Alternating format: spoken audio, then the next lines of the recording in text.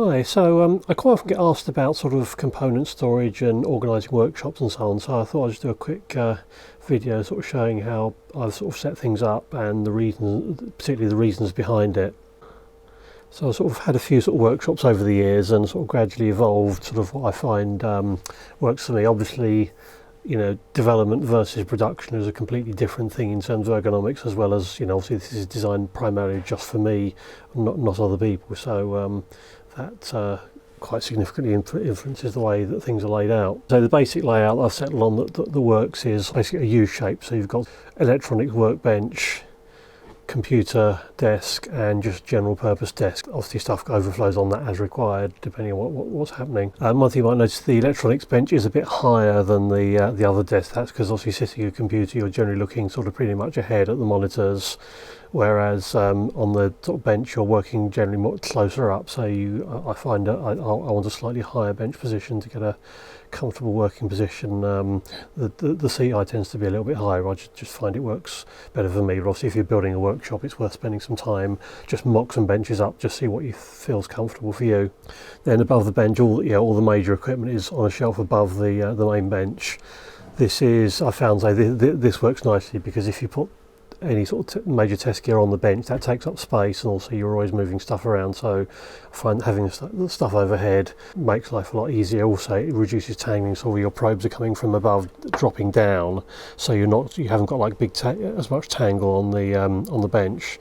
So that works nicely, and obviously the gear is arranged generally based on usage. So the stuff that's like right at the centre, you've got scope and power supplies, which is stuff that's used literally all day every day. And then as you go further out, say for example that's a 150 watt power supply that I don't use quite so often there, and then sort of further away, sort of second scope, that's a 600 watt power supply that only gets used very occasionally, and sort of stuff like signal generators, again generally sort of moving outwards based on utilisation. But obviously the stuff that you use all the time is that you want immediately to hand, ready to go.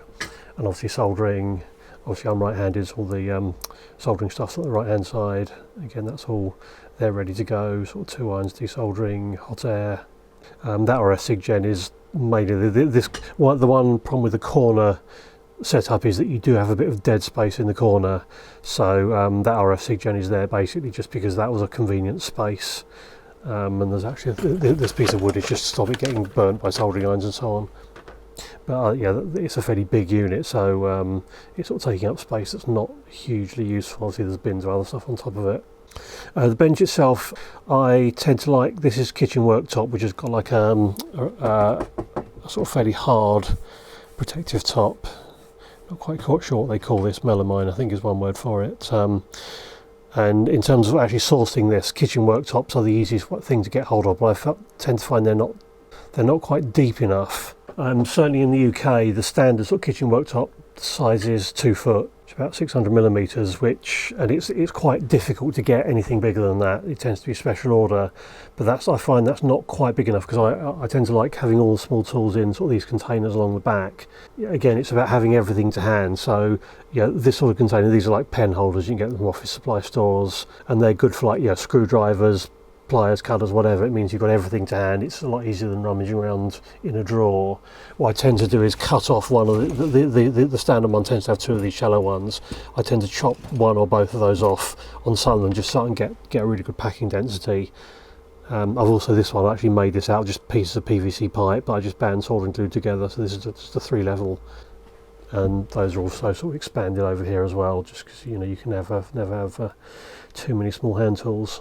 But I find this is more convenient than having them in a drawer or something, because you can immediately see where everything is. And the thing you tend to find is you may start off with having them vaguely organised, but they tend to self-organise in that the stuff you use all the time ends up sort of close by, and the stuff you use less often ends up further away. So there's some very vague ordering, like files and things are over here, and as you get to the centre, the stuff like tweezers, which get used all the time.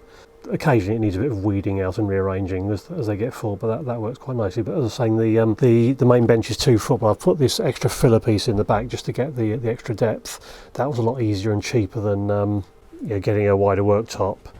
And this is just supported by a simple 2x2 wooden frame, sort of screwed to the wall at the back, and then just couple of stakes down to the ground. One of the disadvantages of these kitchen worktops is they've got this sort of curve on the front, which is a little bit too much of a curve. So if you've got like a big pile of stuff with cables hanging off, the cables have a tendency once they start to sort of carry on rolling off. But also things like vices. Again, when you're on a vice, you want it, when you need it, you want it in front of you, but you don't want it there permanently. So you really want like a clamp-on vice like this that you can put where you want it and then move. But again, they don't grip as well as they'll come off a bit prematurely, and if you're really unlucky, land on your foot. So if you're looking at worktops, I think you probably don't want something with like a really sharp hard corner, but you probably do want something that's got a slightly sharper corner than this. But say I couldn't. Again, certainly in the UK, this type of worktop is pretty much the standard, and it's very hard to find anything else easily and locally. And although this is pretty much just the cheapest worktop I could get, it's actually surprisingly robust. And this bench is probably about 20 years old now. And if I hadn't been sort of too lazy to get waste wood when drilling things, it's moderately soldering iron proof. Extended contact will produce sort of slight burn marks. There's an occasional sort of blister from sort of excessive hot air use. Obviously there's sort of a few cuts from sort of things being cut, but I mean, compared to a wooden top, this is way more robust. And say if I cared more about the aesthetic appearance, then you wouldn't have all these drill marks and sort of file marks. There'd just literally be a few light scratches and a few minor soldering iron marks. And every so often I just sort of pour some alcohol and give it a good wipe down, and that clears off all the flux, and there's often little bits of sticky paper and so on. And quite often the other thing about this is it's quite good for just sort of writing sort of quick notes on, again sort of a quick bit of solvent wipes that off, so it can be handy for that as well. But no, I mein sort of just literally the cheapest worktop in the shop in terms of surface is pretty much fine, and I think it's better than sort of like say blockboard or plywood in terms of surface. And the other thing that's always sort of an issue is space. So I've used pretty much all the available space. All the walls are covered in shelves. I tend to use this system. This is called spur shelving. It's been around for donkey's years. So this is basically a U-shaped section that you screw to the wall, and then there's these brackets that screw in. This stuff is very, very strong, and it's obviously very flexible because you can just put shelves or sections of shelves in depending on what you want to do, and then adjust it as and when. So there's the main PC here, which is a sort of reversed case. I've got the obviously drive bays are less of a thing than they used to be, but this is the sort of case. Unfortunately, no one seems to actually make cases like this.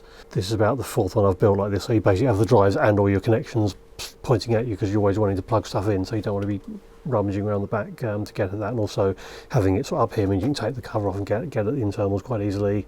This is my old Acorn arm-based system that doesn't really get used, and this is well overdue for being retired and something else put in its space. So this space here isn't particularly well used. It's got device programmer, scanner, label printer, stereo, and just a few other odd bits and pieces. And again, everything's heavily used. These office trays are quite handy, so we've got sort of paperwork and just random stuff there.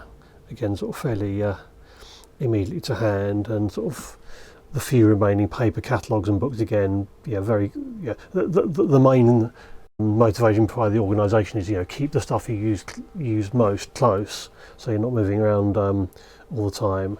And again, there's more shelves of stuff just further up, so it's literally shelves floor to ceiling. There isn't really any unused wall space at all. And over here, when I first built this workshop, which was about 20 years ago, this entire wall was absolutely full of data books. Obviously those have all gone away now, and most of these are sort of project specific boxes, so sort of work in progress. So basically all the stuff relating to a particular project. As once a project gets pretty much finished, then any of the just components will come out of there into general component stock, and then but only the things that are specific to that project, like say PCBs, test jigs and so on, will either stay there or go into box into sort of more offline storage. But this is this is just say when you're doing one thing, you take that bin out onto the bench, do what you need to do, and then stick all the stuff back. It keeps the bench relatively clear. The top shelves, this is just sort of basic, a bit of a portfolio shelf of all the various leftover boards and things, which is actually now starting to escape up onto the ceiling. And this is all set up so I can actually just power it all up, and it just looks a bit crazy disco, and it's probably freaking the camera out completely.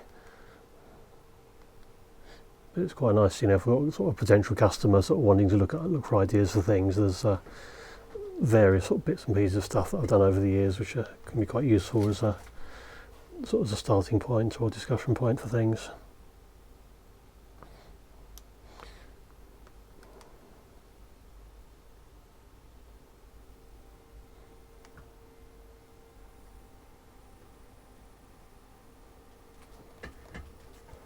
The space sort of in front of your sort of normal sort of leg and foot space, particularly this upper half, is pretty much dead space. So again, a fairly shallow shelf here means you can have like another row of bins and boxes for storage there.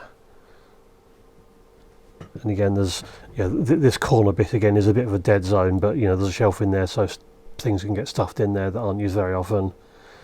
So there's really very little space that's not used. And the other stuff that's in this corner, like this, all these reels of wire, this is actually on a trolley, so I can just immediately reel that out and get straight in there if I need to get something in that corner. Actually, surprising, that corner is actually completely empty. I must, it's lucky, I actually found a little bit of empty space I'm not using for anything. I have to find something to put there. Compressor, that's for mostly used for just air dispensing. There's 2 foot pedals down there for vacuum pickup and for this, which is a dispenser. It's mostly used for solder paste, occasionally used just as an air duster for blowing stuff out. And this compressor is actually set up in a slightly unusual way. It's got a small reservoir, and because most of the time I'm only using it sort of briefly for small amounts, if I just kick the button, it will just pressurize up to a specific pressure on the tank and then just switch off and stay off. It does have a very slow leak, so if I left it in the normal sort of keep filling mode, I'll just forget about it. It'll just keep turning on randomly, so that's just an extra mode. There's a switch so I can turn it onto the more conventional sort of keep topped up mode, like if I'm doing a lot of desoldering, which is the other thing I use it for. But the normal mode is literally hit it once, it pressurizes, then switches off and stays off, and that's usually fine for most of the things I use it for. And over here, this is more of a sort of slightly more messy area. I used to have my PCB etching tanks here, but when I got the pick and place, that took its place. And there's cheap Chinese CNC engraver, PCB drill, and this is where instead of I've got sort of these like office, anti-static office, heavy duty carpet tiles over the main area. I've transitioned to lino tiles here, which have disintegrated a bit because the floor's a little bit uneven, but the idea is there was a sort of messier area where it used to be PCBs. Now it's just sort of mechanical mess and dust and things. There is a window. It's evening now, so the blinds are shut. So that's a window. There's also skylights to let in some natural light. And again, the rest of the all just covered in shelves with stuff in it. The long stuff like particularly chips in tubes is quite long. It's a bit of a pain to store, so these are just basically on a high up shelf, so the fact that it's sticking out isn't really getting in the way of anything. On the bench itself, I've got 2 of these IKEA Glanso lamps that I've just basically taken off the base and screwed to the bench. These are actually quite handy, so you can usually point it to get light close up. Anyway, I think the LEDs are probably getting a bit older, and these are pretty ancient now, but I find these really useful because you can get light just exactly where you want. They can also be quite handy, for example, you just hang probes over, so you just sort of hang a scope probe and have that sort of set in a board. It gives it a little bit of support so that they can sort of serve dual purpose for that sort of thing as well. My LED strip under here, which as you can see is a significantly different colour temperature. It looks fine in person, it just on video it looks a bit weird. It messes the colour temperature up. But good lighting is sort of quite important, as well as these. The main lighting are these. These are originally fluorescents. They've now got LED replacements in, but they've got these reflectors which sort of push most of the light sort of downwards, sort of make efficient use of the light available, but also you get a bit less glare when you're looking from the side. And over here we've got some just bog standard units with diffusers again, but these are LEDs rather than fluorescents.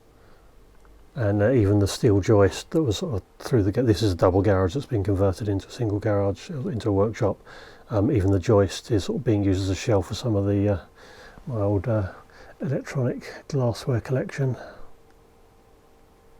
You need sort of plenty of power sockets, and obviously you're not going to use most of these most of the time, but it's more about just having a socket where you need it rather than having to have wires sort of trailing all over the place.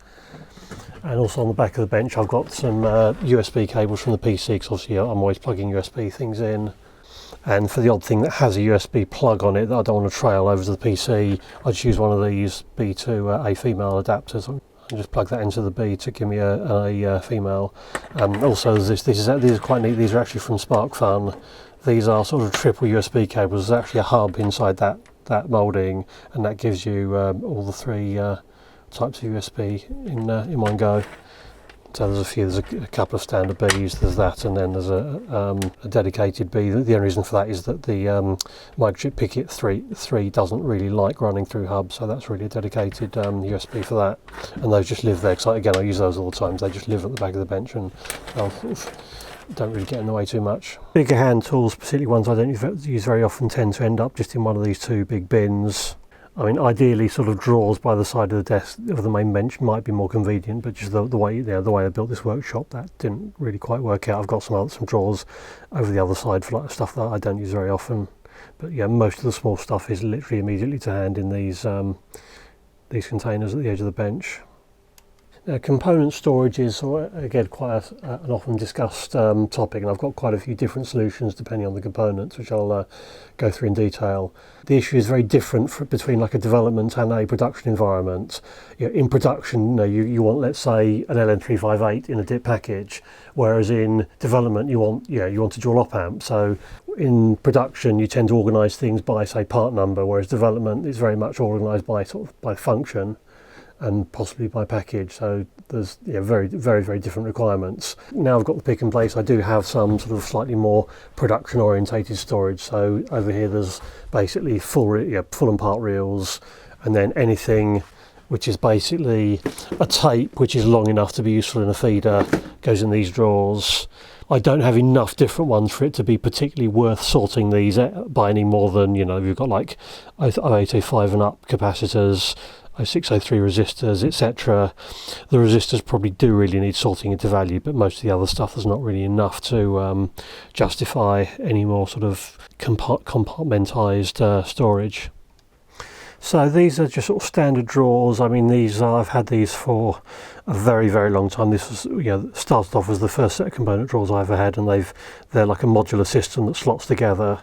So these have been just gradually expanded, usually as I've like picked up lots of bunches of drawers cheap or whatever. So the arrangement of these is really very historical rather than off any particularly logical order.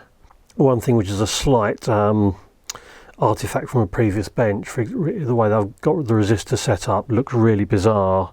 You can see we've got sort of some ranges of values per drawer, but then over here it goes a bit weird. Now the reason for that is simply this column here is all the E3 values, which again is the stuff that gets used most often.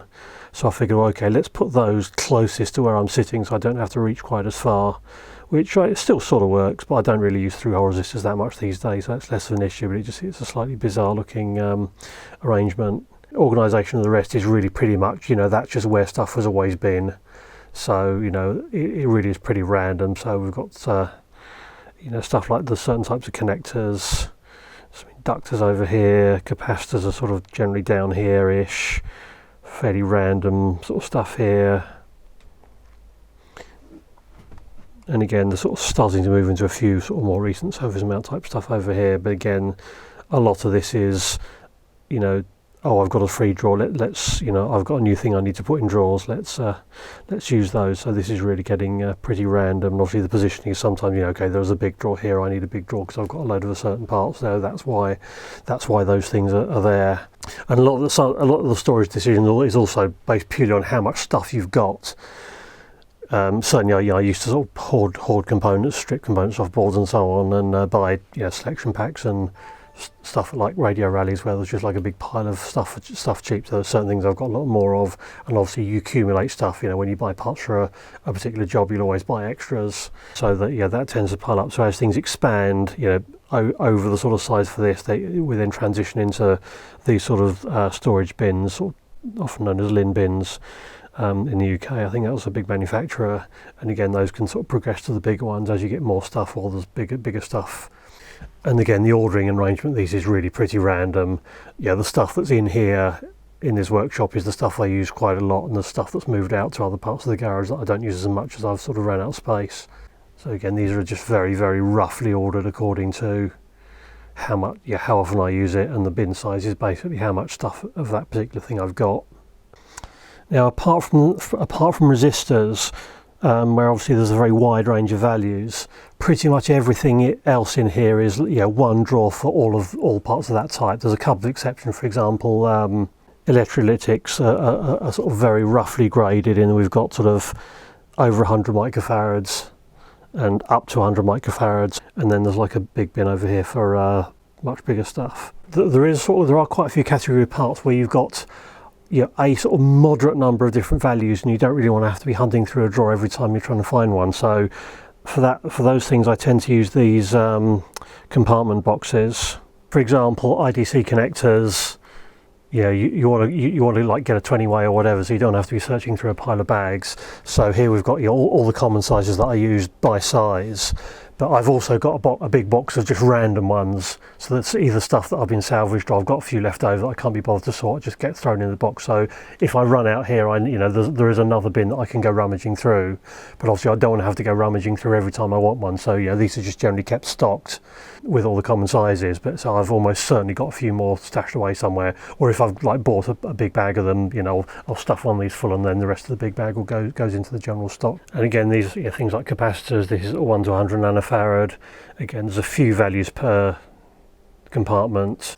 You don't have to rummage through a big pile of bags or a big sort of pile of bags or one big drawer with all the values in it.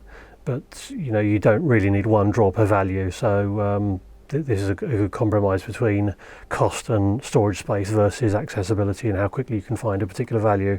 And again, some like bog standard through hole leads. There's just the generic sort of 3 and 5 millimeter. Obviously this dates back to where red, yellow and green were about the only lead colours that you could get. So this is sort of the early lead box, all the generic ones on the clips, and then obviously this then gets expanded into other ones. So this is mostly blues, whites and other odds and ends.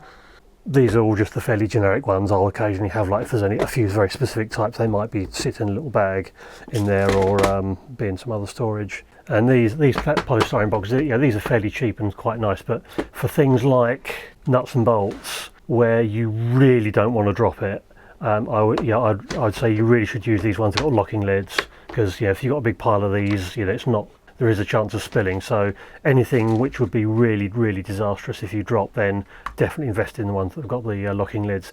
The only disadvantage of these, certainly this particular type, is that you can't write directly onto the plastic. You've actually got to label it. So these are all like the common sizes of M3, and then these are, again, I've got something like M3. I use so often. There's another one here which has got the slightly more exotic things like fibre washers, nylock nuts, hex heads, other odds and ends. But again, this is way better than just having a big box full of random bags. It's just an absolute nightmare to deal with. It's a pain in the ass to sort through. It's really messy. Still on the subject of things where you've got like a relatively small number of different things of the same type. For example, this is JST pH connectors. So we've got the various different sizes of the pins, just all in one sort of easily accessible. And again, there's a few of these that I've got, like, say, maybe I might have a few bags of a particular size, or I might have a load of crimp bins. Again, I've also got like a big generic JST connector bin, but all the stuff that are very specific sizes and stuff I use a lot go into a dedicated compartment box like this.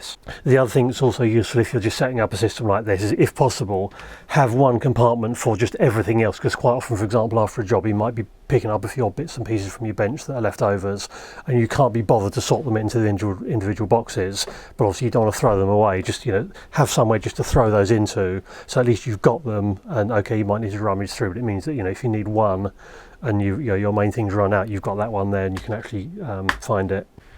Now, drawers and compartment boxes are fine for through-hole stuff, but once you get onto surface mount, there's quite a few solutions out there, but there isn't really one solution that works for everything. I think there's probably still scope for some new products in the area. Things like resistors, obviously there's loads of, you've got lots of values and also quite a number of sizes. So these are about the best solution I've found. You can buy kits that already come in these binders. This one is very old, so these are literally falling to pieces. They've been used so much, but this was originally an E24 0805 kit. I mean, you certainly should get at least an E12 set of values. You can get these really cheap on eBay now. So these sort of 0805, and again, these binder sheets are so old they're starting to disintegrate. and then I've just added, for example, like sub 1 ohm values just on some additional sheets. Farnell actually do these sheets, but they're a bit hard to find. I'll put the stock number up on the screen. So there's a few just odd sort of random specials, and then we get onto these are now 0603s, and again I just picked up a multi-pack on eBay and put these into these sheets. And this is like a capacitor kit, which I think I picked up cheap. But when you've got a number of values, this is pretty much the way to go. So you've got all the parts there. There's some sections here, so again you might have some weird values, or you might have like one value where you've got loads of them. There's not enough to fit in here. Again, there's some scope for you, for example, using this bottom section just to sling a few spares into.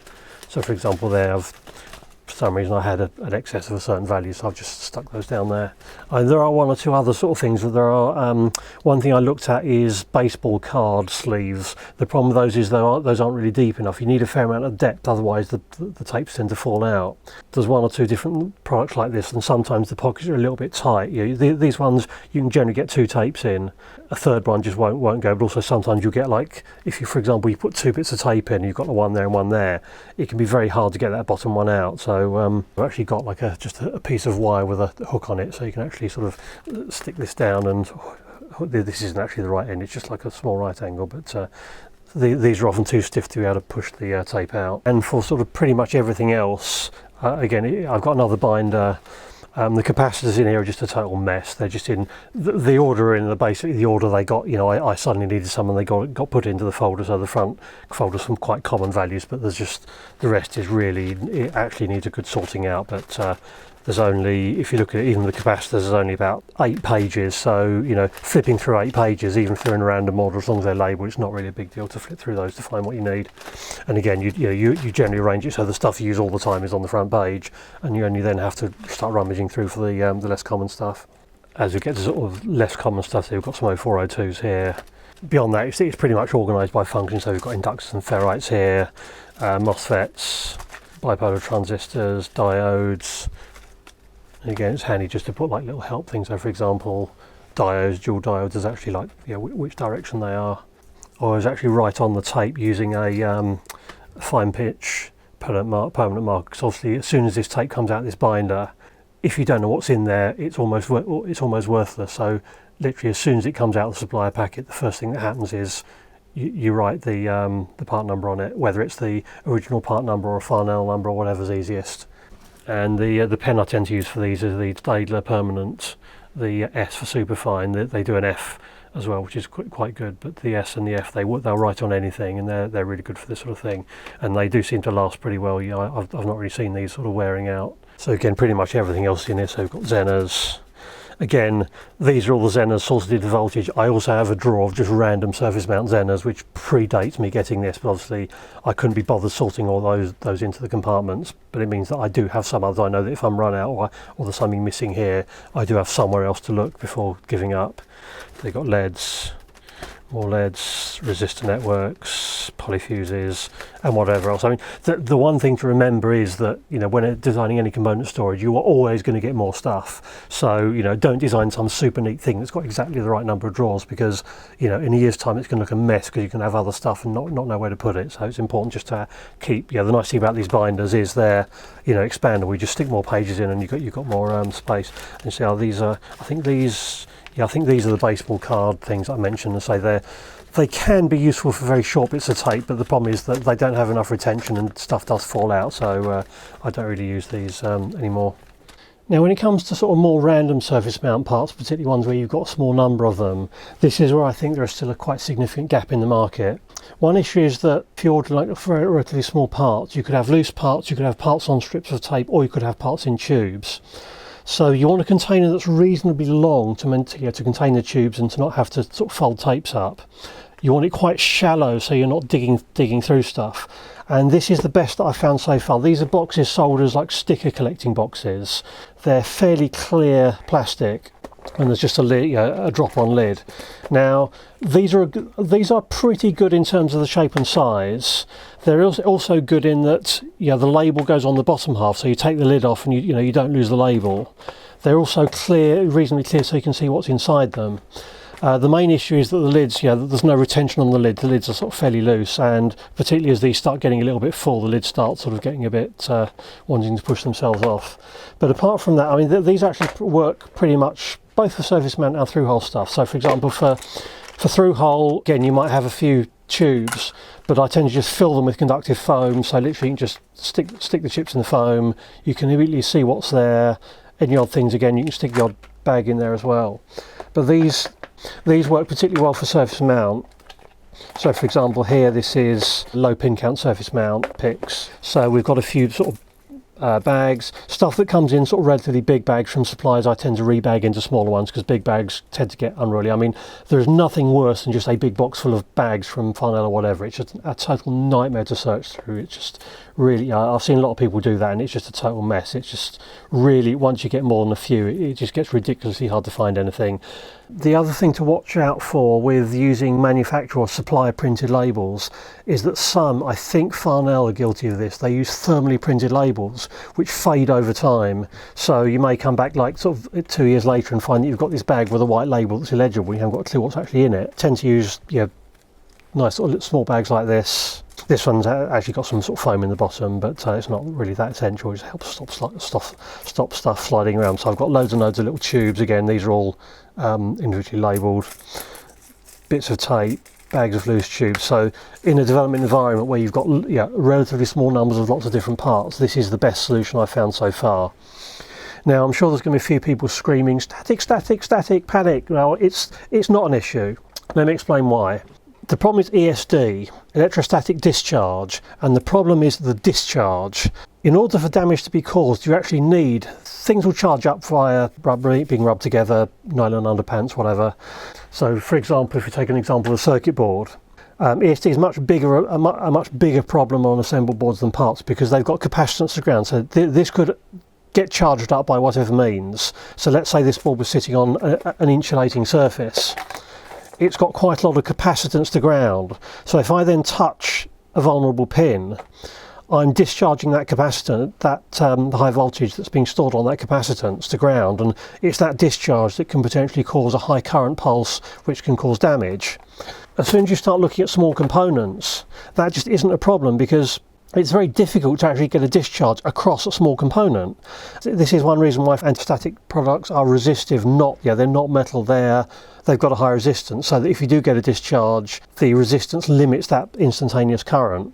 In the old days of 4000 CMOS, you occasionally used to see people get sheets of ordinary polystyrene, styrofoam, and put foil over it, which is probably about the worst thing you could possibly do, because the polystyrene can generate the charge and the foil gives a nice low impedance discharge path. So if you just pull the thing out of the foam, if those holes are a little bit too big, it could easily acquire a charge and discharge to the foam. So that's you don't generally see it nowadays, but that used to be quite common.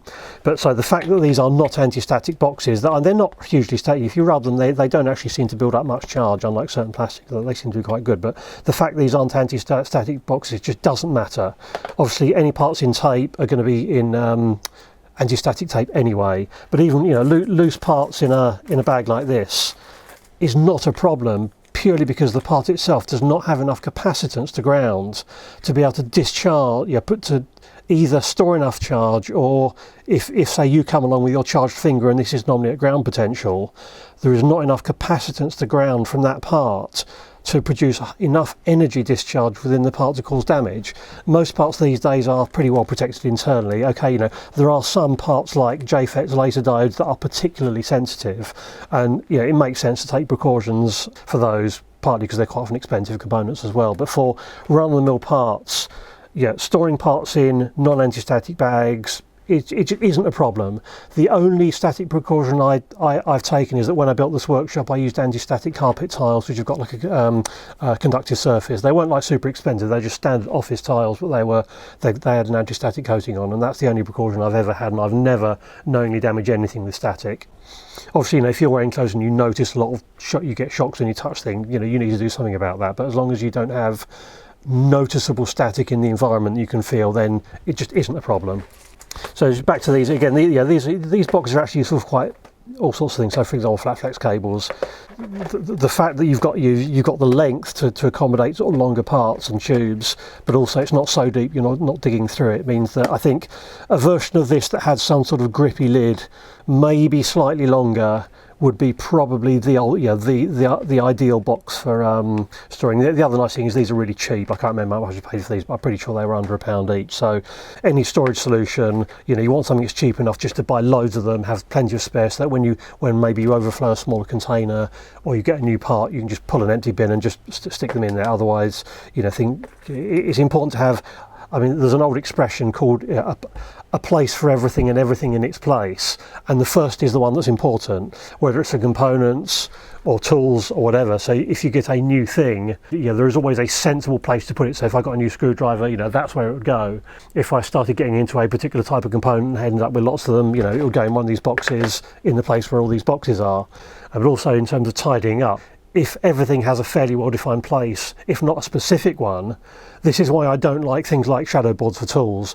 They may make sense in like a shared working environment, but they sort of imply that there is only one. There is only a finite number of tools, and that's always going to expand. So that system is always going to break down.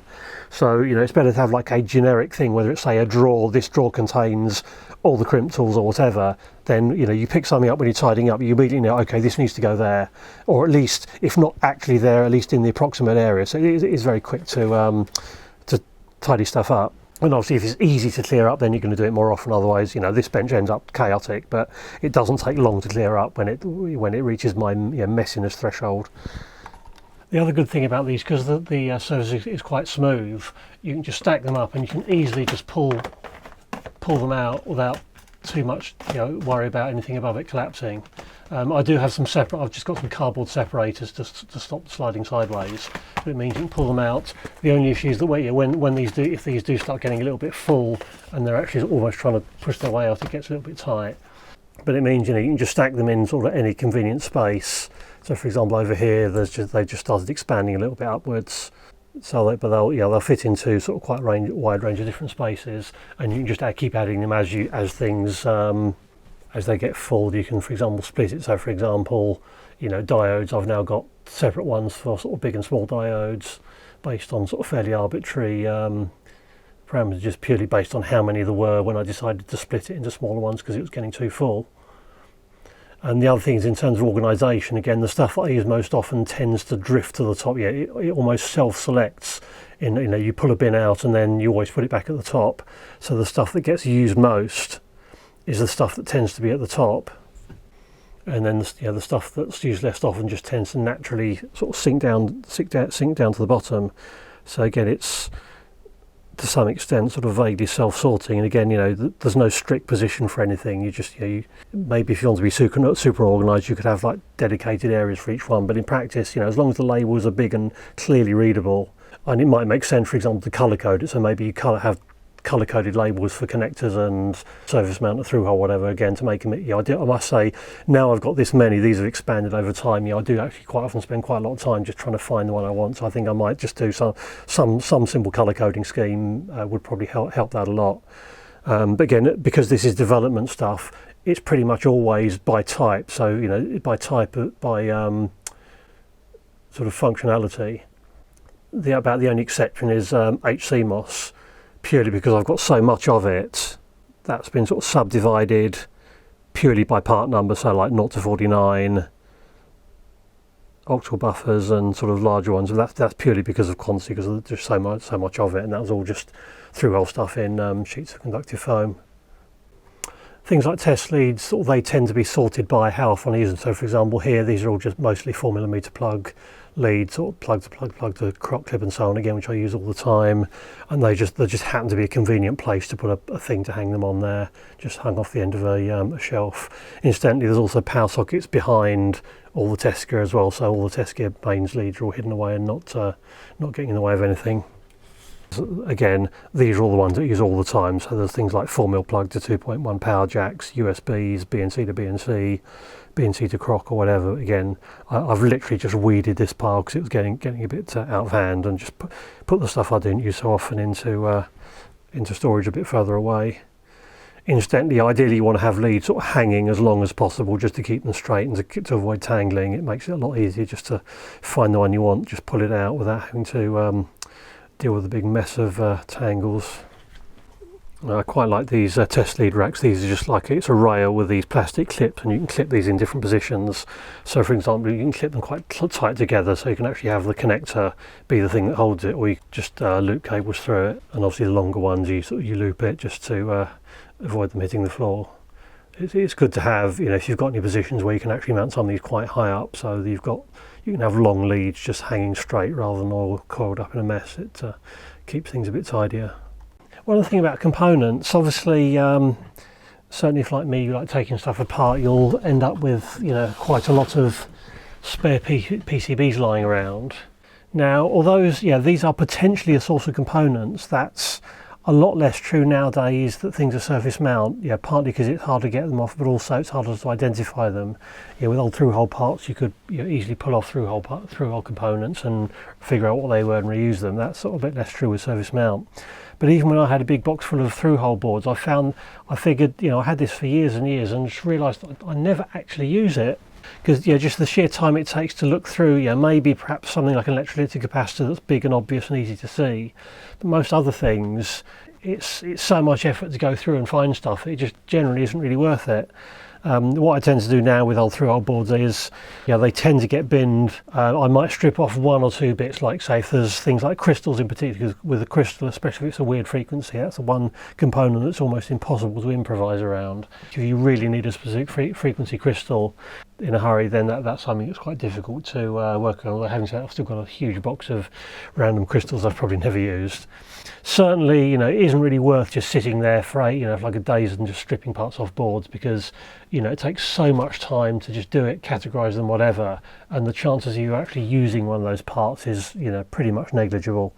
Stuff of old boards is of pretty limited use. Certainly there are a few bits and pieces that can be worth stripping off, but the vast majority of them really it's certainly a waste of time doing it ahead of time, unless you're about to throw a board out and it's got one or two particularly useful bits, and or they're parts that are really easy to take off, so on. But generally, dig through here, there's a lot of dust in here, indicating I've not really I literally cannot remember the last time I went rummaging through here to try and find something.